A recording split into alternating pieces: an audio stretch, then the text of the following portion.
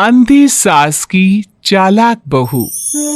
लो कर लो बात, शिव मंदिर का शंख भी बज गया। इसका मतलब सुबह के 7 बज गए हैं, लेकिन अभी तक नाश्ता नहीं आया।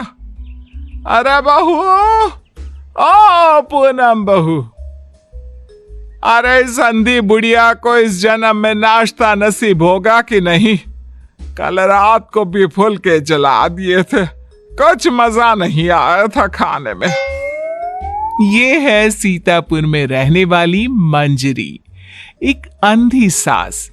मन की साफ है, बस थोड़ी सी जुबान से तेज है। मंदिर के शंखनाद से ही इन्हें पता चल जाता है कि वक्त क्या हो रहा है। और ये रही इनकी चालाक बहू पूनम। अच्छा हुआ जो मैंने ऑनलाइन ऑर्डर कर दिया सब कुछ, वरना ये बूढ़ी लाठी मेरी छाती पर मूंग दलने लग जाती। अरे बहू, तू घर में है भैया, चल बसी।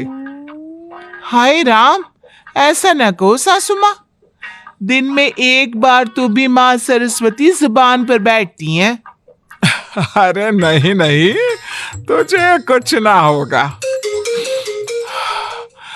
खुशबू तो बड़ी अच्छी आ रही है। ऐसा कौन से पंच पकवान बनाए हैं आज तूने?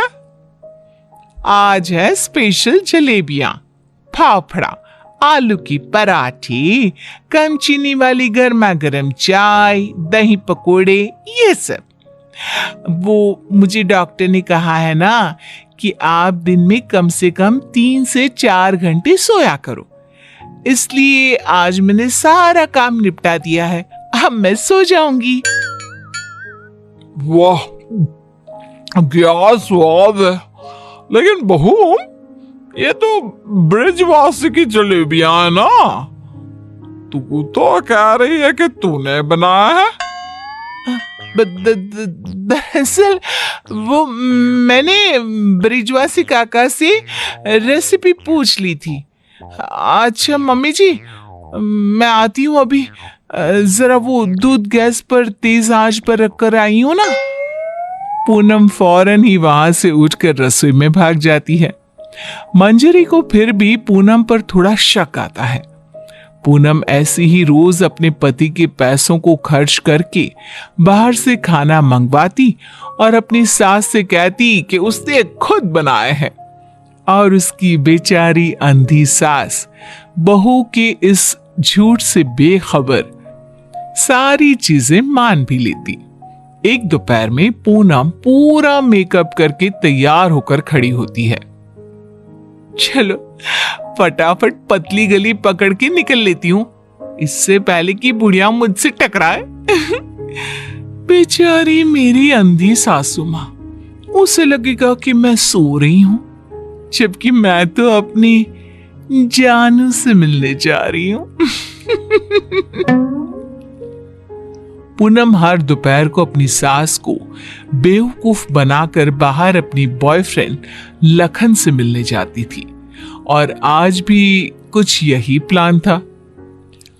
ए जी, ओ जी, लो जी, सुनो जी, मैं हूँ मन मौजी, करता हूँ मैं जो वो तुम भी करो जी।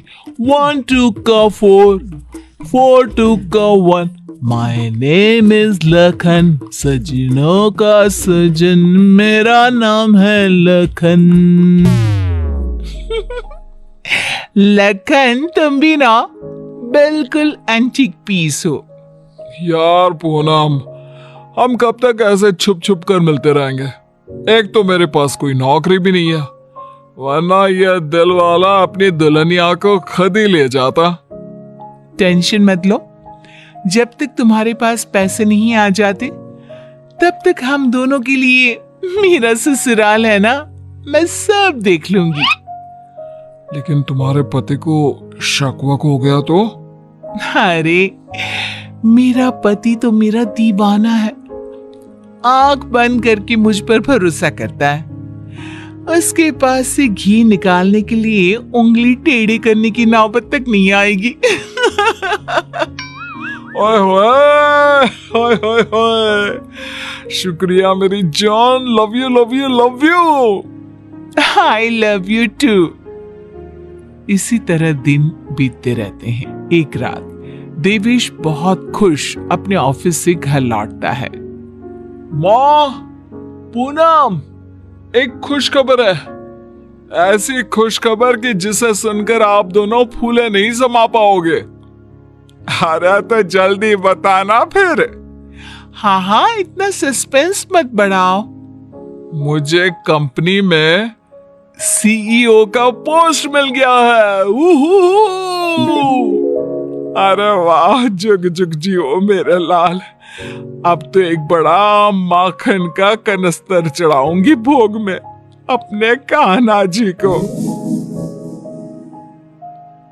वाओ, मतलब अब 2 गुना 3 गुना 4 गुना पैसा होगा और हमारी तिजोरी में साल की 12 महीने दिवाली होगी। वाह वाह वाह वाह, कांग्रेचुलेशंस देवेश।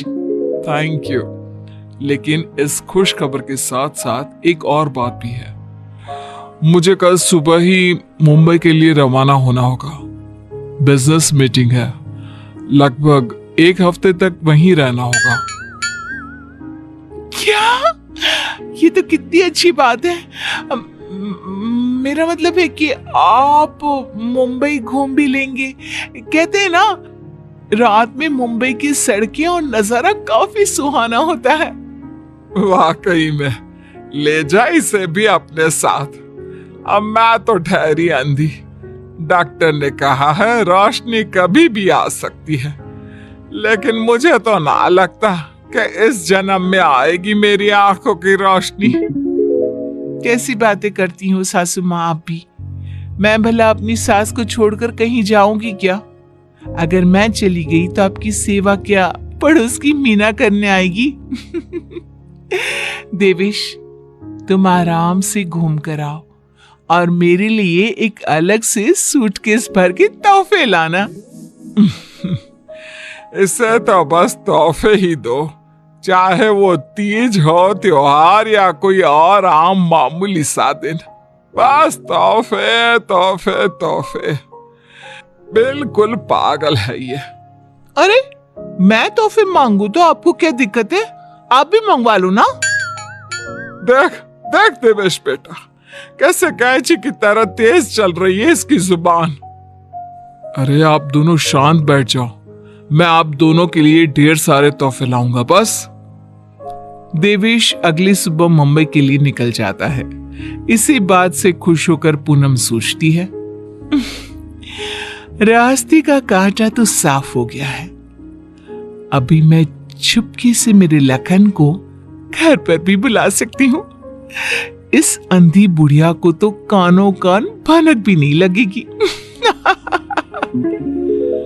पूनम अब रात को चुपके से पीछे के दरवाजे के जरिए लखन को घर पर बुला लेती है। अब जहां सास घोड़े बेचकर खर्राटे मारते हुए सो रही होती है, तो वो बहू की बात करने की आवाज सुनकर तुरंत उठकर बैठ जाती है। ये आवाज किसी आदमी की लगती है, शायद बहू के कमरे से आ रही है। लेकिन नहीं नहीं, मैं भी कुछ ज्यादा ही दिमाग लगा देती हूँ। देख रही होगी कोई भूत या फिल्म। अब तो पति नहीं है घर में, इसलिए रात भर ऐसे ही करेगी ना। लेकिन अगर कल जल्दी नहीं उठी तो फिर मैं इसके कानों के पास जाकर बर्तन बजाऊंगी जोरों जोरों से। ये सिलसिला रोज चलता है और मंजरी को रोज लगता है कि पूनम टीवी पर कोई फिल्म देख रही है। एक दिन जब पूनम बाहर होती है, तभी मंजरी सोकर उठती है और आंखें खोलते ही उसे सब कुछ दिखाई देने लगता है। वो अपने आसपास सब कुछ देखकर काफी खुश और आश्चर्यचकित हो जाती है। ये तो गजब हो गया। मेरे आंखों की रोशनी फिर से लौट आई। डॉक्टर ने सही कहा था, रोशनी कभी भी लौट सकती है। बहू, अरे ओ पूनम का चांद, कहाँ मर गई? देख तो अब मुझे सब कुछ दिखाई दे रहा है। अब तो मैं छड़ी का इस्तेमाल भी नहीं करूंगी और अब मैं रोज अपने भगवान जी को भी देख सकती हूँ। पूनम! मंजरी अपनी बहू को आवाज लगाते हुए पूरा घर तलाशती है, लेकिन पूनम उसे कहीं नहीं दिखती। तभी उसकी नजर तिजोरी पर पड़ती है जिसका ताला नहीं लगा था। इस पर वो जैसे ही तिजोरी खोलती है तो हैरानी से उसकी आंखें फटी की फटी रह जाती है। ये कैसे हो सकता है? जहां तक मुझे पता है, देवेश ने कहा था कि वो घर खर्च के लिए 25,000 दे के जा रहा है, लेकिन यहां तो उसका आधा भी नहीं है। जरूर ये पूनम ने पैसे अपने शॉपिंग पर खर्च कर दिए होंगे। पैसे को पानी तरह बर्बाद करती फिरती है। आने दो उसे, फिर देखती हूं उसे। तब तक मैं अपने भगवान के दर्शन कराती हूं। मंजरी मंदिर जाती है, अच्छे से दर्शन करती है और खुशी खुशी वापस घर की तरफ चल देती है। जहां रास्ते में उसकी नजर मंदिर के पास बहती नदी के किनारे बैठी अपनी बहू पर पड़ती है, जो लखन के साथ वहां बैठी थी। ये यहां क्या कर रही है और इसके साथ कौन बैठा है? पता तो करना ही पड़ेगा। अब मंजरी चुपचाप आगे बढ़ती है और वहीं पास में एक बड़े पेड़ के पीछे छुपकर उनकी बातें सुनने लगती है। सुनो लखन, कल मेरा पति आने वाला है। आज रात को तुम आना और हम दोनों पूरी तिजोरी पर हाथ साफ कर देंगे। और भी बहुत सारा बेशकीमती सामान पड़ा है घर पर, उसे भी हम अपने साथ लेकर यहां से भाग जाएंगे। आइडिया अच्छा है मेरी जान। अब हमें कोई नहीं रोक सकता। हम ना यहां से सीधा सिंगापुर जाएंगे डार्लिंग। बाप रे बाप, इसका मतलब इस महारानी का इस मुफ्तखोर के साथ चक्कर चल रहा है। अच्छा, तो मेरे बेटे को लूट कर अपनी दुनिया बसाने का प्लान चल रहा है। अब रुक, तुझे दिखाती हूं दाल और आटे का भाव। अब घर पे अच्छे से डोली सजाती हूं तेरी विदाई के लिए। मंजरी वहां से चली जाती है और कुछ देर बाद जब पूनम घर लौटती है तो वो दोबारा उसके सामने अंधी होने का नाटक करने लगती है। अरे सासू माँ, व्हाट्सएप? अरे कुछ नहीं बेटा, बस वो देवेश की याद आ रही थी।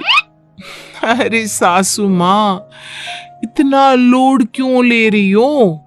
वैसे भी वो कल तक वापस आ ही जाने वाला है, फिर क्यों खामखा परेशान हो रही हो आप? वैसे भी कल से आप दोनों माँ बेटी अपने रोने के दिन भरने शुरू कर देना। क्या कहा? मेरा मतलब कल जब आएंगे 1 हफ्ते के बाद, तब आप कर लेना ना भरत मिलाप, गली मिलके जी भर के रो लेना।